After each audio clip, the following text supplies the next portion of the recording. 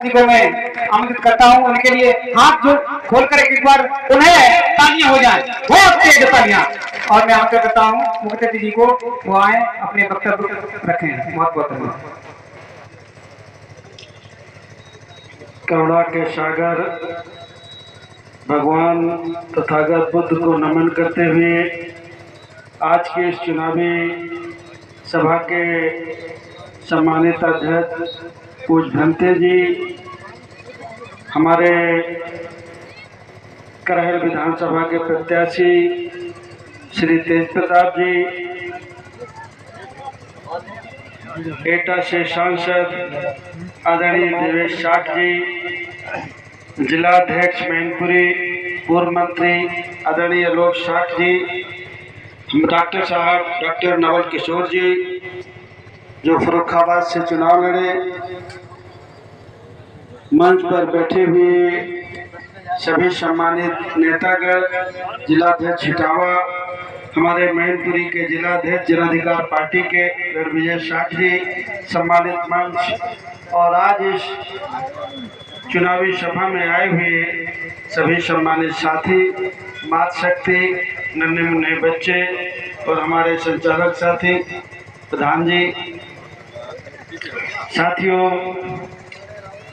आज मैं आपके बीच में करहल के उपचुनाव में वोट मांगने के लिए आया हूं कि जो आदरणीय अखिलेश यादव जी के सांसद बन जाने के बाद जो करहल की विधानसभा खाली हुई है, वहां से श्री तेज प्रताप जी चुनाव लड़ रहे हैं, जो आपके यहाँ से सांसद भी रहे हैं।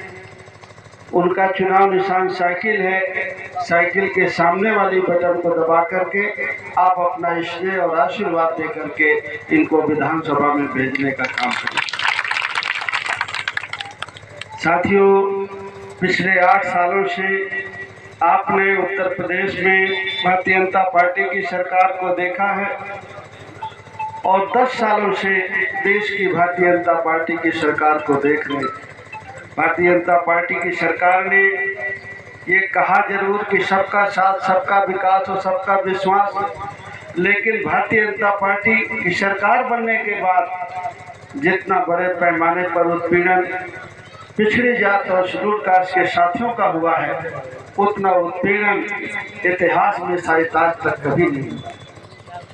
जहां सरकारी नौकरियों में रिजर्वेशन का प्राविधान है, जो बाबा साहब अम्बेडकर ने संविधान लिखा, 1950 में लागू हुआ और उस संविधान के तहत हमें हर क्षेत्र में बराबरी का हक है।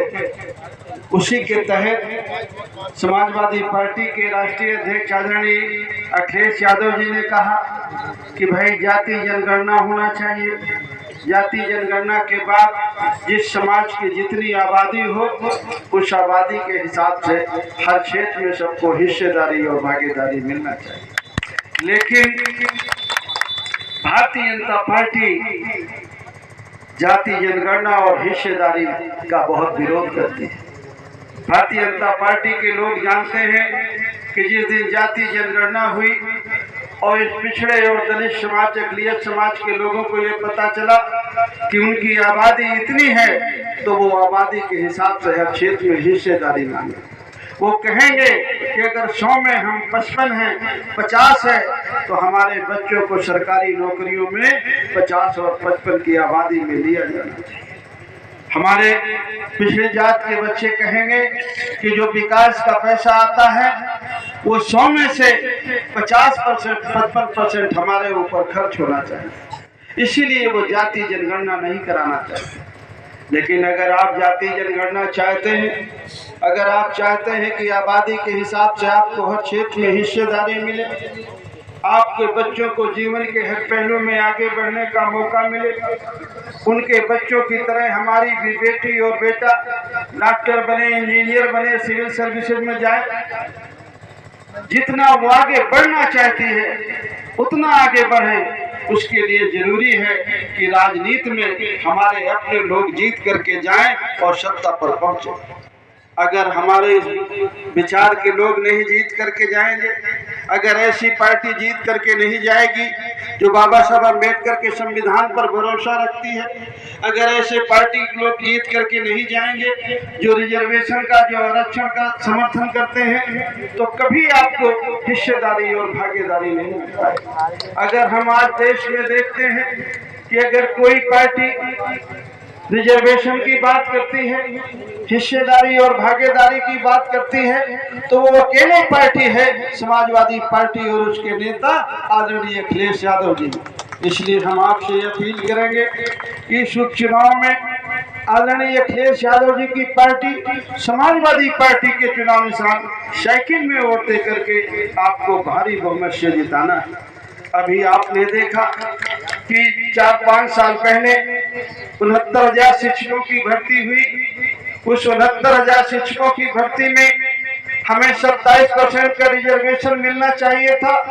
हक तो हमारा आधे का बनता है, लेकिन अभी 27% ही मिला है। लेकिन 27% में भी उन्होंने 3.5% हमें देने का काम किया है।